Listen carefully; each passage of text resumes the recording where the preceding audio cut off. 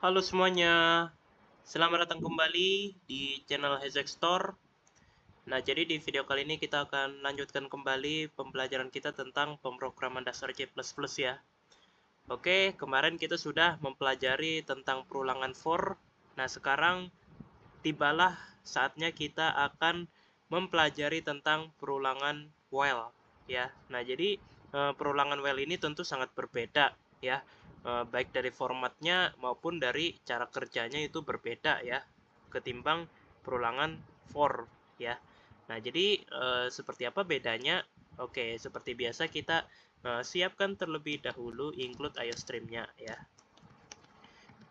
Dan juga using name space std-nya di sini. Nah, jadi kita kasih perbedaannya di kolom komentar di sini ya. Nah, kita di komentar sini kita akan kasih perbedaannya seperti ini ya. Nah, jadi perbedaannya itu sebenarnya hanya terletak pada formatnya dan juga cara kerjanya ya. Maksudnya bukan cara kerja yang apa ya? Cara kerja yang perulangannya itu bukan ya. Kalau dari segi perulangan itu sama aja ya, sama-sama mengulang ya kan beberapa kali gitu ya kan, mengulang tindakan beberapa kali. Tapi maksudnya dalam hal yang lebih teknis lagi itu agak berbeda gitu. Mungkin biar lebih jelas kita kasih perbedaan pertama terlebih dahulu ya. Perbedaan pertama ya, for itu formatnya itu adalah seperti ini. Perulangan for ya. Nah, kita kasih sama dengan, nah, for itu seperti ini ya, ya kan. Nah, terus apa namanya, kita deklarasi. Nah, formatnya deklarasi, terus apa namanya, kondisi, lalu setelah itu pertumbuhan. Nah, buat teman-teman yang mungkin bingung dengan, maksudnya deklarasi, titik koma, kondisi, titik koma, pertumbuhan, mungkin teman-teman bisa coba tonton terlebih dahulu video aku sebelumnya yang membahas tentang perulangan for ya. Nah, jadi formatnya dari segi format itu seperti ini. Nah, kalau untuk while ya, kalau untuk while itu seperti ini. While itu cukup seperti ini. Nah, sederhana ya kan. Nah, lebih sederhana daripada for ya kan. Nah, kalau for di sini ada deklarasi dan juga ada pertumbuhan. Nah, kalau while itu cuma ada kondisi aja. Iya, bener. Cuma ada kondisi doang. Jadi sangat simple gitu. Sederhana gitu, ya kan? Nah, tapi karena formatnya berbeda, tentu cara kerjanya juga berbeda. Nah, kalau for ya, lebih tepatnya bukan cara kerja sih, apa alurnya ya, alur perulangannya itu berbeda ya lebih tepatnya. Nah, jadi kalau for itu ya kan kayak apa namanya, kayak ada garis startnya gitu ya kan, jadi kayak start menuju finish ya kan. Nah, misalnya ya kan apa namanya, kalau kita kasih contoh ya kan, saat kita ada apa ya, saat kita ingin membaca buku ya kan, pada hari ini kita baru membaca 0 buku ya kan. Nah, target kita berapa? Target kita adalah 5 buku ya kan. Nah, jadi bisa dikatakan 0 buku itu adalah garis startnya ya kan, dan 5 buku atau target kita ya, target kita yang 5 buku itu adalah garis finishnya. Nah, tapi kalau while ya, kalau while itu alurnya itu bukan start to finish ya kan, tapi uh, apa namanya, berdasarkan kondisi ya. Nah, berdasarkan kondisi, jadi nggak ada tuh ya kan istilah start to finish ya kan. Nah, makanya ya kan dia nggak ada deklarasi, dia juga nggak ada yang namanya pertumbuhan ini ya. Nah, gitu ya kan, karena ya kan apa namanya, alur perulangannya itu berdasarkan kondisi, bukan berdasarkan start to finish ya kan. Jadi kalau misalnya garis startnya 0, garis finishnya 5, ya berarti perulangannya terjadi 5 kali ya kan. Terjadi 5 kali ya. 6 ya maksudnya ya. 0 ya kan, ditambah 0 juga ya kan, jadi 6 ya. Nah, berarti 6 kali. Nah, tapi kalau misalnya while ini itu selama kondisinya itu terpenuhi, maka ya dia bakal jalan terus gitu ya kan. dia bakal jalan dia bakal jalan terus gitu loh ya kan, tanpa memedulikan ya kan udah sampai mana nih ya kan, kita melangkah udah sampai mana gitu ya kan. Nah jadi kayak bodo amat gitu ya kan, yang penting selama kondisinya terpenuhi ya udah jalan terus gitu ya kan.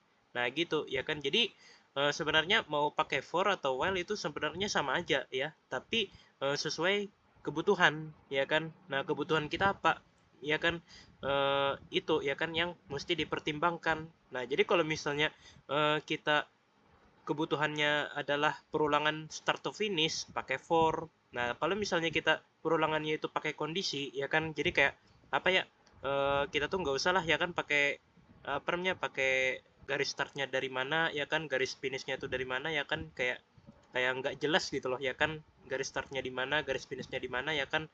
Yang terpenting kondisinya terpenuhi, maka pakai saja while ya. Nah seperti itu. Oke, kita akan coba ya langsung, ya while-nya di sini. Nah misalnya oke, maaf ya teman-teman, ini agak batuk ya. Oke, jadi misalnya nih ya kan, kita punya dua variabel ya kan, variabel A sama dengan 10 misalnya. Terus kita punya variabel B itu sama dengan 5 misalnya nilainya. Nah kita melakukan sebuah perulangan nih ya kan, kita tulis while, formatnya seperti ini, while ya kan, while. Nah terus di dalam kurung sini kita kasih kondisi ya. Nah kondisinya apa? Kondisinya misalnya di sini kita pengen si B itu kurang dari 10 ya. Lebih tepatnya kurang dari A ya. Nah jadi mungkin kita pakai analogi seperti ini ya kan. Misalnya kita udah punya 5 buku. Maksudnya kita sudah membaca 5 buku hari ini ya kan. Nah kita sudah membaca 5 buku hari ini, dan dan target kita adalah 10 buku ya kan. Nah ibaratnya seperti itu ya kan analoginya ya. Nah jadi ya kan di sini B-nya 5 ya kan, di sini A-nya 10. Nah kita lihat ya kan, 5 itu kurang dari 10 ya kan. Benar atau enggak nih kira-kira kondisinya? Benar. Nah karena benar, maka secara otomatis while-nya ini akan nyala ya. Nah gitu, while-nya ini akan nyala. Nah karena si while ini beda dengan for, yaitu dia nggak ada pertumbuhan, maka secara otomatis setiap tindakan itu kita harus bikin pertumbuhannya secara mandiri ya kan. Nah pertumbuhan secara mandiri itu maksudnya gimana? Misalnya di dalam misalnya di dalam while ini ya kan, kita nggak cuma menulis tindakan yang ingin kita lakukan. Misal tindakan yang ingin kita lakukan adalah kita pengen see out hello misalnya seperti ini. Nah jangan cuma menulis ini doang ya kan. Nah karena kalau kita cuma menulis ini doang ya kan, itu nanti bakal jadi infinite loop ya kan, atau perulangan tak terbatas ya kan. Nah terus ya kan gimana caranya ya kan? Nah caranya adalah bikin pertumbuhan mandiri ya kan, yaitu kita bikin B increment seperti ini ya. Nah gitu ya kan, jadi setiap perulangan B-nya tuh ditambah terus ya kan, B-nya tuh ditambah 1 ya kan. Jadi B-nya yang awalnya 5 itu jadi 6 jadi 7 ya kan, terus ya kan. Nah sampai ya kan ketika B-nya 10 ya kan, maka otomatis ya kan kondisi ini sudah nggak aktif lagi ya kan. Nah maka otomatis perulangan akan terhenti gitu ya kan. Nah jadi kita mesti bikin best case-nya tersendiri ya kan.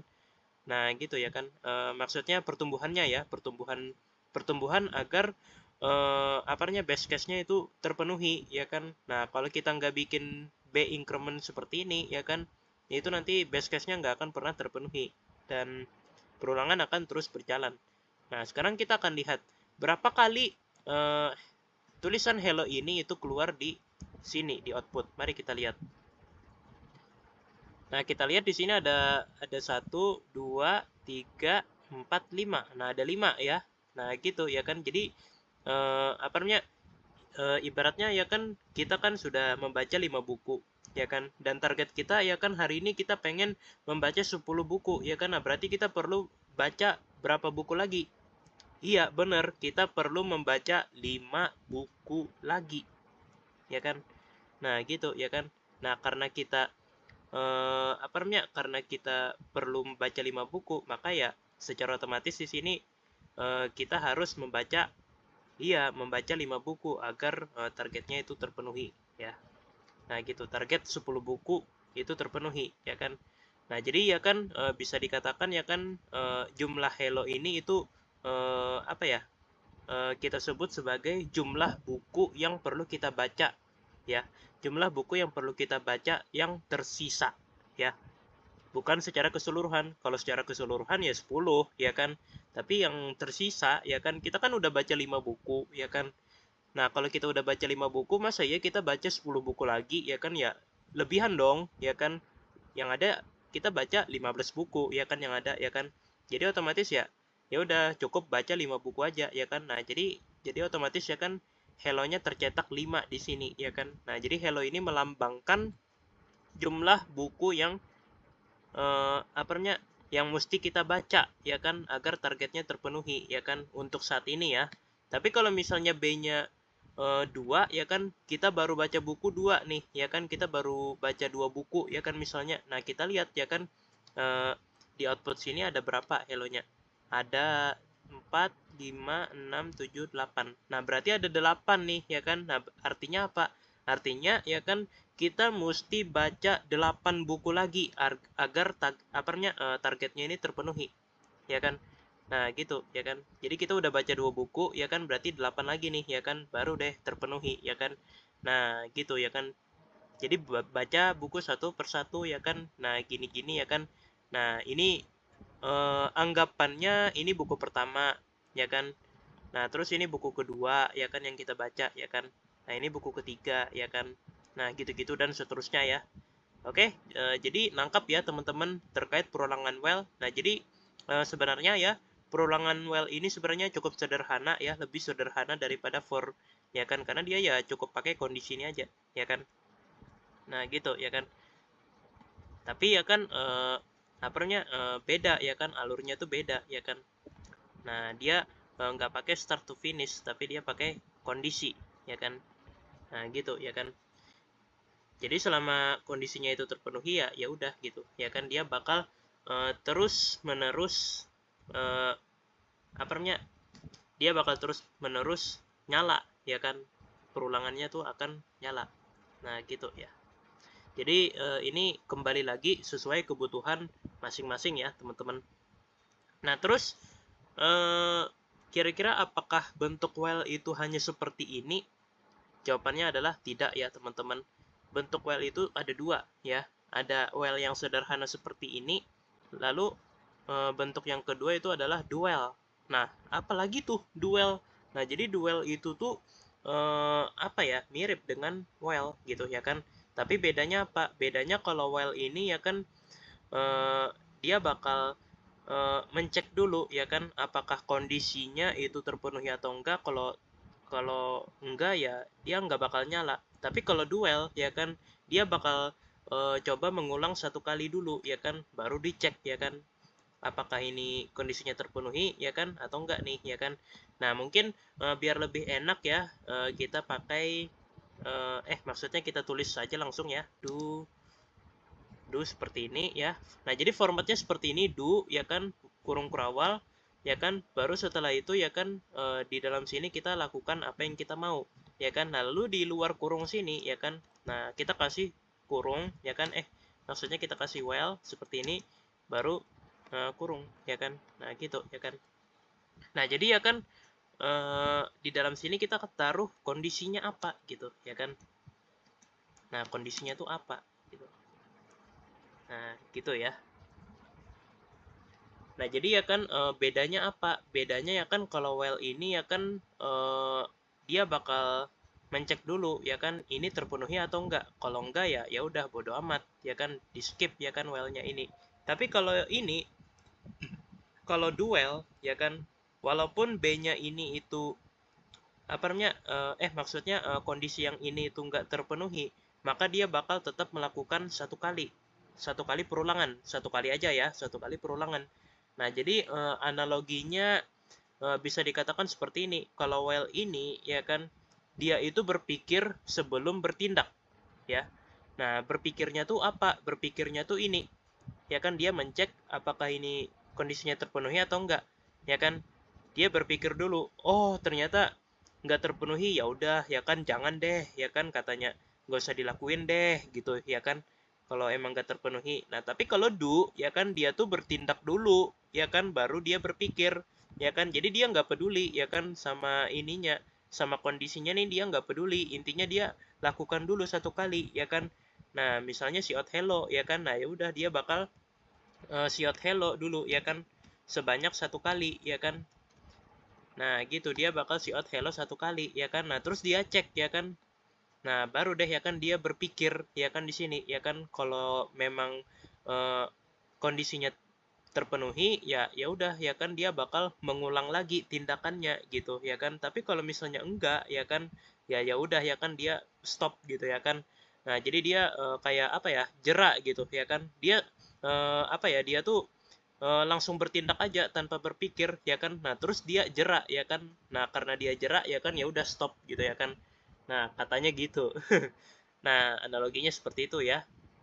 Tapi kalau misalnya ternyata kondisinya ternyata masih terpenuhi ya kan, berarti dia berpikir, ah tindakan tindakan aku kayaknya bener aja nih, kayaknya nih, ulangi gitu ya kan. Nah ibaratnya seperti itu ya teman-teman.